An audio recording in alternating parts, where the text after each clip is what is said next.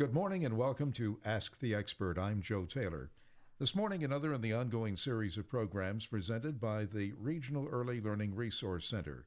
The program, through the Northwest Institute of Research, oversees a grant from the Office of Child Development and Early Learning at the Pennsylvania Department of Human Services and the Department of Education. The goal of the program is to improve the outcomes for young children as they prepare for school. John Poza from the Early Learning Resource Center is the host of the program and is with us throughout the series. Good morning, John, and here we go again. Who's on the phone with us today? Oh, good morning, Joe. This morning we have Elizabeth Farwell-Ozer, who is the Policy and Special Projects Manager at the First Up organization in Philadelphia. And I've known Elizabeth in my dealings with the Office of Child Development and Early Learning. She's been a colleague, and she does a lot of advocacy work for First Up, and I wanted to welcome her to the program. Welcome, Elizabeth. Thanks, John. Thanks so much for having me today. Hey, no problem. Now, I know a lot of what your work with First Up is involved with. First of all, you may want to, before we get into anything else, for our listeners who may not be familiar, I'll just give them a little preview. First Up is an organization that actually used to be the Delaware Valley Association for the Education of Young Children, which is a chapter. There were a number of chapters in Pennsylvania, and there were across the country that were chapters of the National Association of the Education of Young Children. Now, First Up is its own entity. It closely aligns with the Association of the Education of Young Children. But for our listeners who may not be as familiar, Elizabeth, tell us a little bit about the organization. Thanks so much for asking. So we have been a leader in the early childhood field for over 50 years. When NACI rebranded, we kept our own identity and shifted our branding to a new image. But we continue to do the same work. We provide professional development, technical assistance, computing solutions, and advocacy support for early childhood programs and professionals in southeastern Pennsylvania, which includes Philadelphia, Bucks, Montgomery, Chester, and Delaware counties. Okay, and that's important for us to know. And you know, there are organizations very similar to First Up that exist throughout the state in very similar missions. Now, in your role, one of the key things that you're involved in is obviously advocacy. And it's very important because you not only are working with other early childhood professionals in making them stronger in their advocacy work for public funding for early childhood education programming, but you are very much involved in getting the word out there about how we all, whether you work in this field or not, how everyone needs to be an advocate for young children, correct? Correct. And how do you do that? Because I know that it's a very important in terms of the well-being of children, and there are decisions made that many of us, who are not involved in the field aren't familiar with, or things that are done in Harrisburg and through the legislature.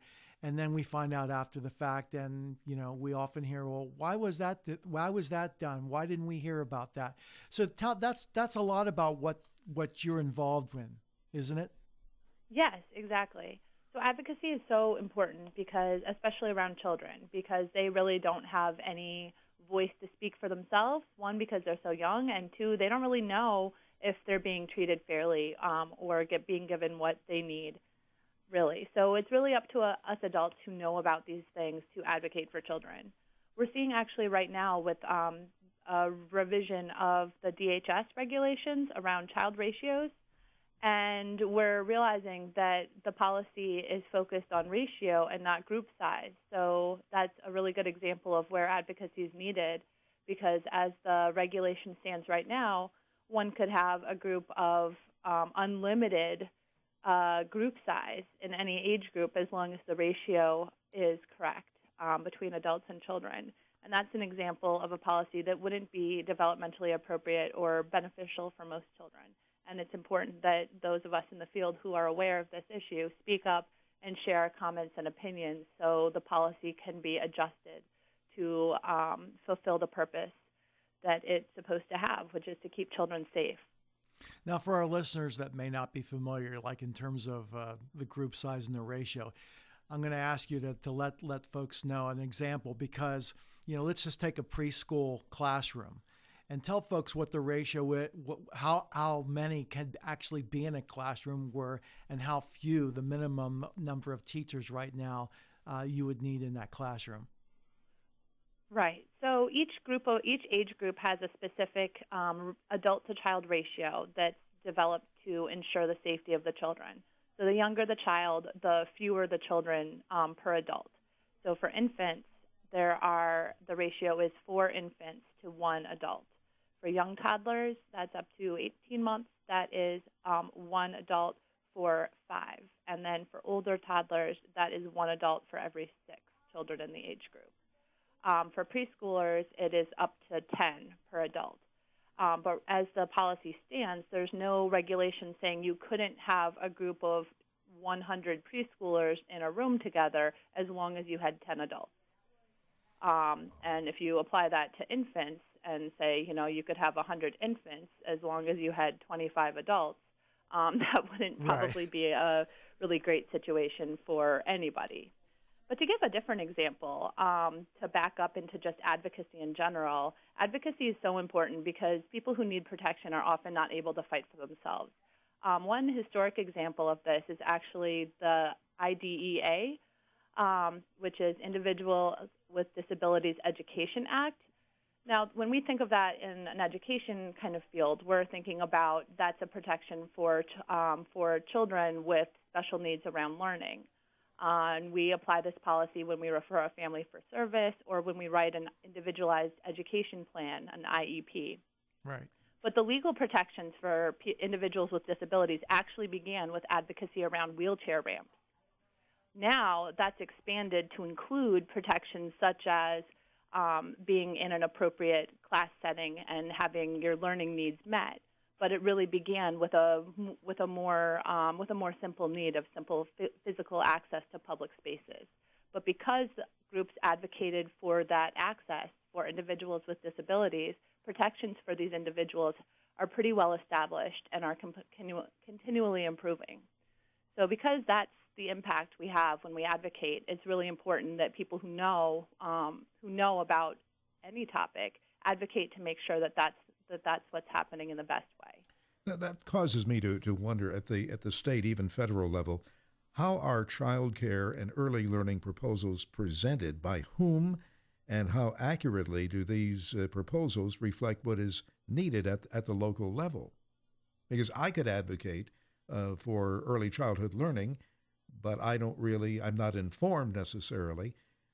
So how is this done to assure that the needs of the children are accurately represented in these proposals?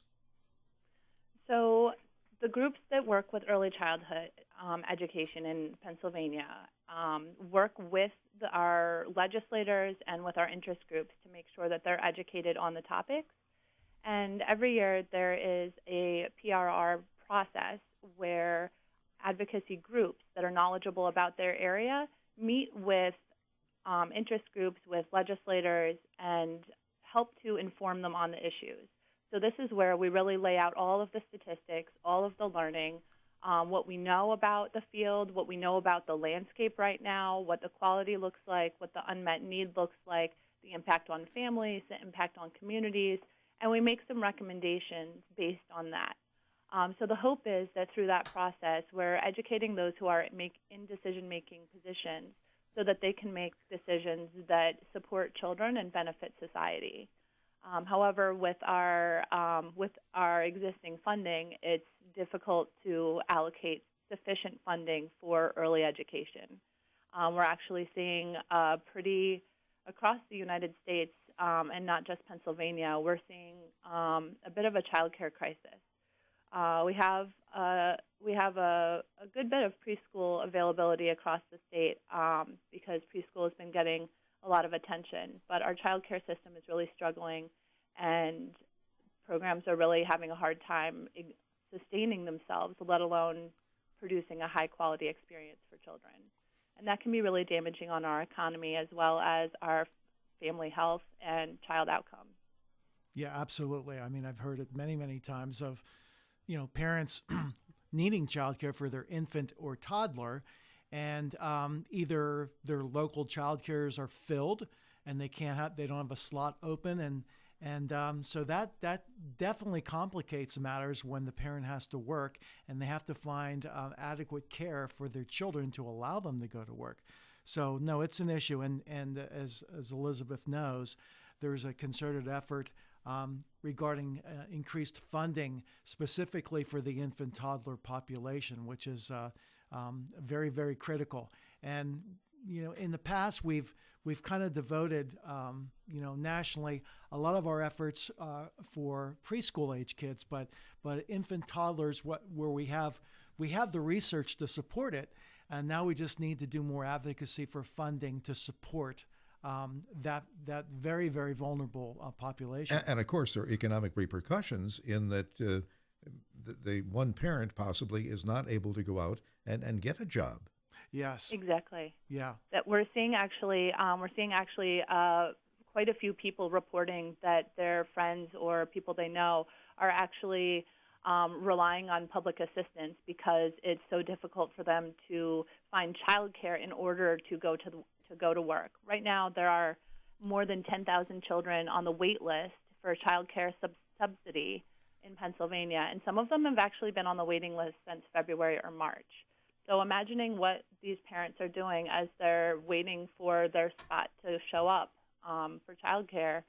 I mean, many of them might be paying exorbitant fees for other care, or leaving their children in unsafe situations, or just giving up and staying home and scraping by with public assistance. And that's really not good for anyone. Just to kind of frame this in an international sort of frame, childcare costs have now surpassed rent and mortgage for families in all 50 states. And on an international perspective, it's believed that childcare costs should account for only 7% of the family income. So we're in a tough situation right now. Absolutely. I'm glad you brought that up, because most people would not have probably thought about that in that way. But when you realize what the cost is, each week for your child or your children, and that definitely adds up. And that's why the affordability is a factor. And as I keep saying, we've said on many, many programs, the Child Care Works subsidy program, it's an economic development program because it allows those families who qualify for that subsidy to work. And so as long as those parents are working, they're contributing to the economy. And, that just makes all the difference in the world. Elizabeth, I want to address the recent general election, and because how things play in Harrisburg and even nationally affects funding for public funding for early childhood. So we had some change in the way of our districts. The result of the districts and the elections. What impact do you think that will have in the legislature in Pennsylvania regarding the work that we do for early childhood? Well, there's a lot of promising news, but we're a bipartisan campaign, so we work with whoever is in office. Right. We work with them to turn them into a champion for early education. We are excited that Governor Wolf won his re-election, since he's been such a champion of the pre-K for PA program in general. But I think this year is going to be a good year to work with legislators to get on board. As some people might know, the Pennsylvania legislators awarded $30 million additional dollars in funding for pre-K counts in Right. June, for pre-K counts and Head Start supplemental programs, which means that more than 4,000 extra children started pre-K this fall. And when we look at statistics, we know that probably about 97% of them will not need special education services as they move through school, which will save us a lot of money in tax dollars. Right, exactly. And I think it's a very important, and you mentioned it, that public funding for early childhood education, quality early childhood education, is in fact a bipartisan issue. It's been supported by both sides of the aisle. The difference gets into the technicalities of the amounts That's where it gets a little bit more touchy. But I wanted to ask you about, I know that one of the things you had mentioned is that regarding public policies that are made, whether it's nationally or in Harrisburg, and the importance of parents and families knowing what these policies were. You had mentioned that, in the past, we've had actual policies that were adopted that were really bad for children because the parents and the caregivers and the children, most importantly, weren't even aware of these policies, and they were too busy in their everyday lives to pay attention. Give us an example of something that may have happened in the past, and that way that parents maybe should pay a little bit more attention, or we all need to be advocates to let people know what's going on. Great. Well, one example that comes to mind is the system for receiving Child Care Works assistance, which allows working parents in Pennsylvania to receive a subsidy rate for child care. And the premise of this program is great. We want to help parents get out to work, and we want to make sure that there is a safe place for their child to be cared for during that time. However, in order to apply for Child Care Works, the system is actually developed is set up in a way that puts up some barriers and really limits who has access to this funding. For one piece of the problem is the actual application, which is very lengthy, very wordy, and requires a lot of reading, right. Which might be difficult for parents that themselves have missed out on a high quality education. The other barrier is that until recently, it was expected that individuals applying for child care subsidy would go for an in-person meeting, to verify some information. But when you think about a family who's trying to work and needs a place to put their kids, asking them to travel to a place, to meet with somebody to get their paperwork checked, could actually be really prohibitive, especially if people don't have a car or have multiple children that they have to bring with them on a bus or something.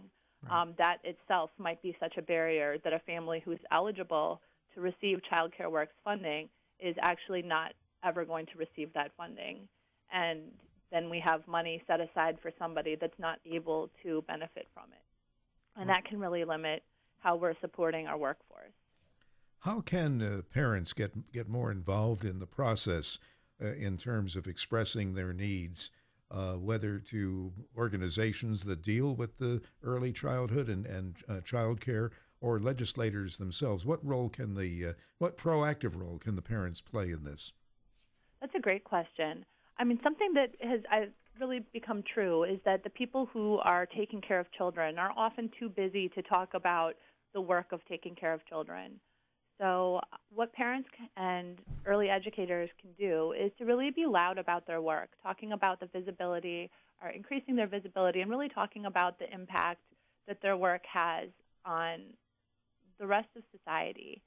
So that could include really talking about the impact of raising children, about the stress, the time, how much it costs, how challenging it is to find support for, getting to work, things like that. A big piece is also to educate our legislators and our businesses.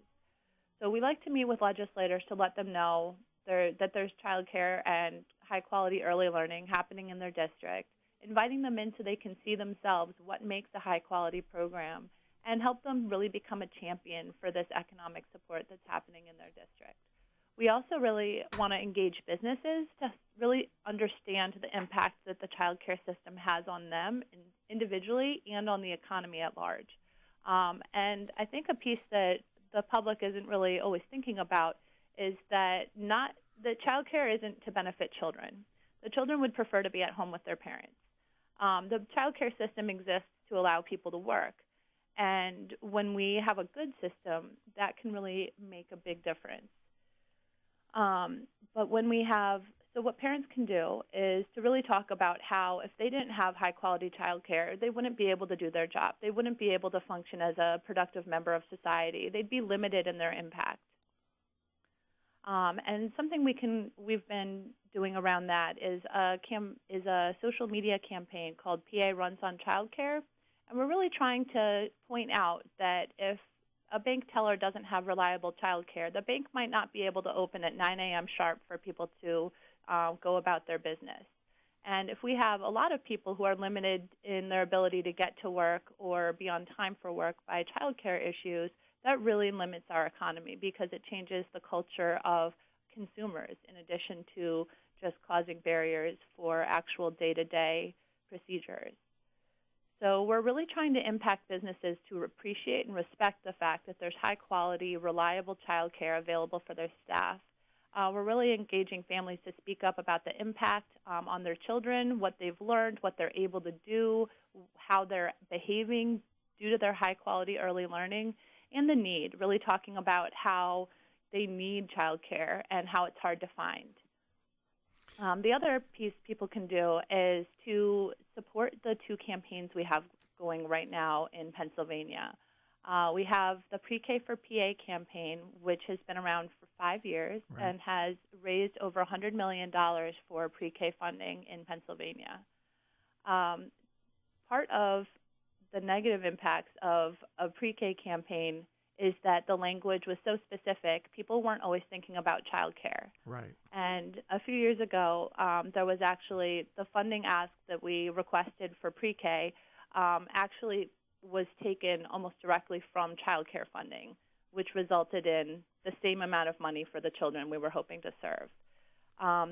Along with this, given the amount of research happening around brain development for very young children, it was really noticed that the best way to impact our economy, our school system, our workforce, is really to focus on our infants and toddlers because their brains are growing at such a rapid pace and their cost of care is much higher than preschool students. So there's actually a bit of a pretty big amount of neglect happening in infant and toddler care in Pennsylvania.